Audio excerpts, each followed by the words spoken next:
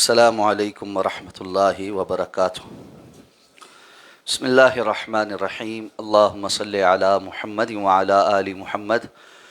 کما صلیت علی ابراہیم وعلی آل ابراہیم انک حمید مجید۔ اللہم بارک علی محمد وعلی آل محمد کما بارکت علی ابراہیم وعلی آل ابراہیم انک حمید مجید۔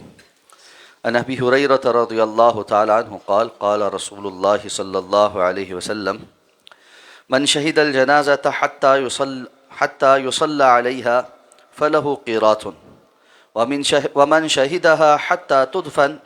فله قيراطان قيل وما القيراطان قال مثل الجبلين العظيمين متفق عليه ولمسلم حتى توضع في اللحد وللبخاري أيضا من حديث أبي هريرة رضي الله تعالى عنه من تبع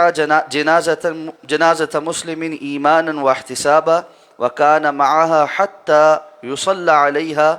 ويفرغ من دفنها فإنه يرجع بقيراطين كل قيراط مثل جبل أحد۔ حضرت ابو ہریرہ رضی اللہ تعالیٰ عنہ بیان فرماتے ہیں کہ جناب نبی کریم صلی اللہ علیہ وسلم کا ارشاد ہے، آپ نے فرمایا جو کسی جنازہ میں حاضر ہوا اور اس وقت تک اس کے ساتھ رہا یہاں تک کہ اس کی نماز جنازہ ادا کر لی گئی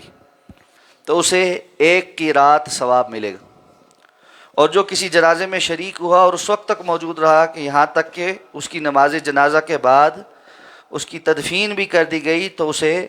2 قیراط ثواب ملے گا۔ آپ سے پوچھا گیا ہے اللہ کے رسول صلی اللہ علیہ وسلم یہ 2 قیراط کیا ہے؟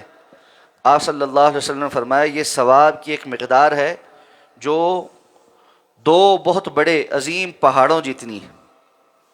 یہ حدیث مبارکہ صحیح بخاری اور صحیح مسلم کی متفق علیہ روایت، اور صحیح مسلم کی روایت میں یہ الفاظ بھی ہیں کہ یہاں تک کہ میت کو لحد میں رکھ دیا جائے، یعنی جو جنازے میں شریک ہوا اور پھر میت کے ساتھ قبرستان گیا یہاں تک کہ میت کو لحد میں رکھ دیا جائے، اس وقت تک شریک رہا۔ اور صحیح بخاری میں ہی حضرت ابو ہریرہ رضی اللہ تعالیٰ کی حدیث میں یہ الفاظ ہیں کہ جو آدمی بھی ایمان کی اور ثواب کی نیت کے ساتھ کسی مسلمان کے جنازے کے ساتھ گیا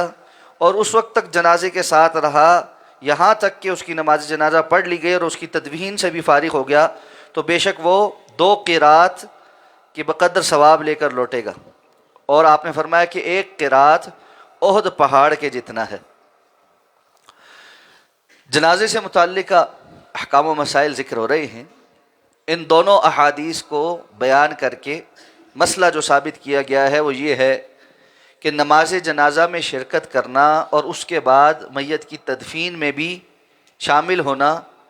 یہ بہت زیادہ اجر و ثواب کا حامل ہے۔ تو آپ نے فرمایا جو بندہ صرف جنازے میں شریک ہو تو اس کو 1 قیراط ملے گا، اور جو تدفین میں بھی شامل رہا اس کو 2 قیراط ملے گا۔ اس میں علماء نے ایک تفصیل لکھی ہے کہ کس کو یہ 2 قیراط ملیں گے، تو وہ شخص جو جنازے کے شروع سے لے کر تدفین مکمل ہونے تک رہے۔ ایک قول یہ ہے کہ جنازے کے شروع ہونے سے لے کر، یعنی جب گھر سے جنازہ اٹھایا گیا اس کی ابتدا سے لے کر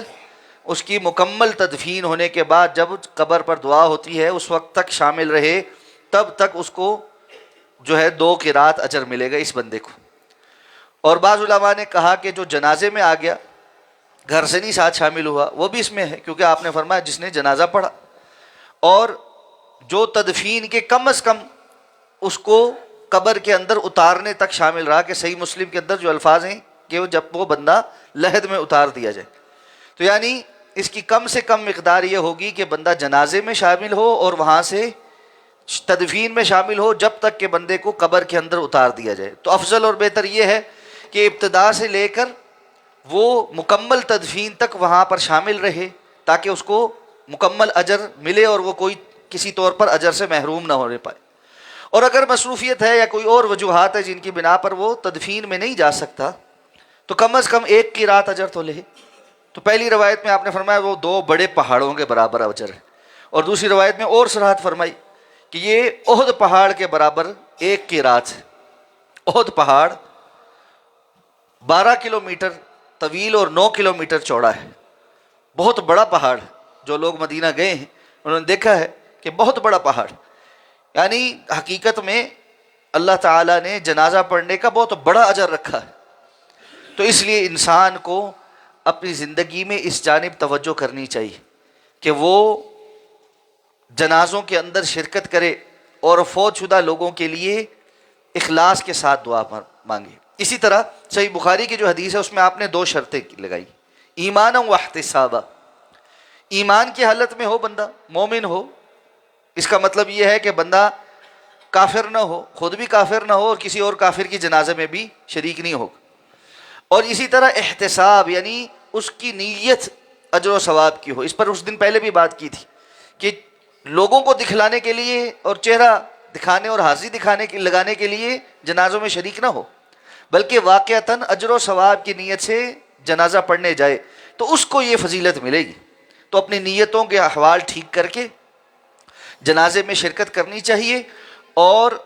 جو میت ہے اس کے لیے اخلاص سے دعا مانگنی چاہیے. اللہ تعالی ہمیں سمجھ کر عمل کرنے کی توفیق عطا فرمائے. سبحانک اللہم و بحمدک، نشہد ان لا الہ الا انت، نستغفرک و نتوب الیک.